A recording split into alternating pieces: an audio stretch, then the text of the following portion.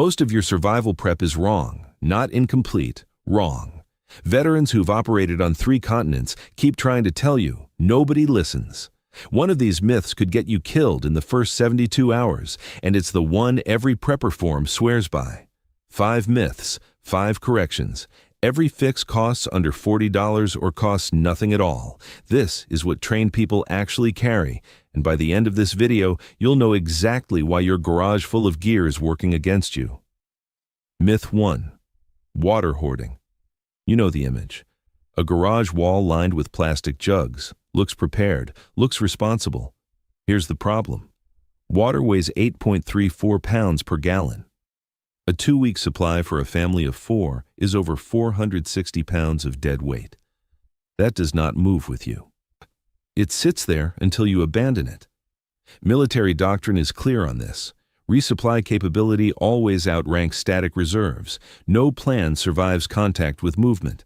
A Sawyer Mini weighs 2 ounces, fits in a cargo pocket. It's rated to 100,000 gallons through a hollow fiber membrane at 0.1 micron absolute. You can pick one up at REI or Bass Pro Shops for under $25. The fix is simple.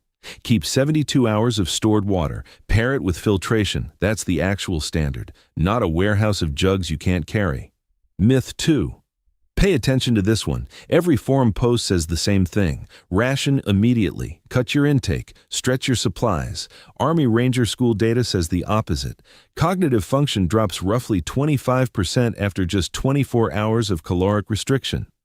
Decision-making degrades. Fine motor control suffers. Emotional regulation falls apart. All of it happens precisely when the stakes are highest. The first 72 hours are when you build shelter, purify water, establish communication, execute your movement plan. You are spending calories to save your life. That is not waste. That is investment. Veterans eat full meals in that window, every single time. Here's the analogy. You don't start a road trip by siphoning gas out of your own tank. Ration later. Ration when the infrastructure is built and the cognitive load drops, not before. Myth 3. The big fixed blade knife. It looks capable. It feels decisive on your hip. But let me ask you something. What actually breaks in the field? Fasteners loosen. Wire needs cutting. Cans need opening. Screws need driving. Splinters need extracting. A fixed blade handles one of those. A Leatherman Wave handles all of them. Pliers, wire cutters, screwdrivers, a file, scissors, and a blade, all in one 8.5-ounce package. You can grab one at Home Depot, REI, or Bass Pro Shops for around $100. Here's the specification that matters. Pliers alone solve more field problems than any single edge tool. Grip and torque are the most common mechanical needs in any improvised repair. Veterans carry a blade too, but it's secondary. The multi-tool is the primary platform. The fixed blade is the backup, not the other way around. If even one of those changed your thinking, the next 2 are going to rearrange it. Everything so far follows one through line. Mobility over mass, capability over appearance, doctrine over folklore. Hit subscribe if that makes sense to you, because what's coming next challenges the single biggest fantasy in the entire prepper world. Myth 4. The bug-out fantasy. This is the biggest emotional correction on this list. The prepper dream is the woods, a bag on your back, off into the wilderness. The veteran reality is infrastructure. FEMA After Action reports from Katrina and Harvey document it consistently.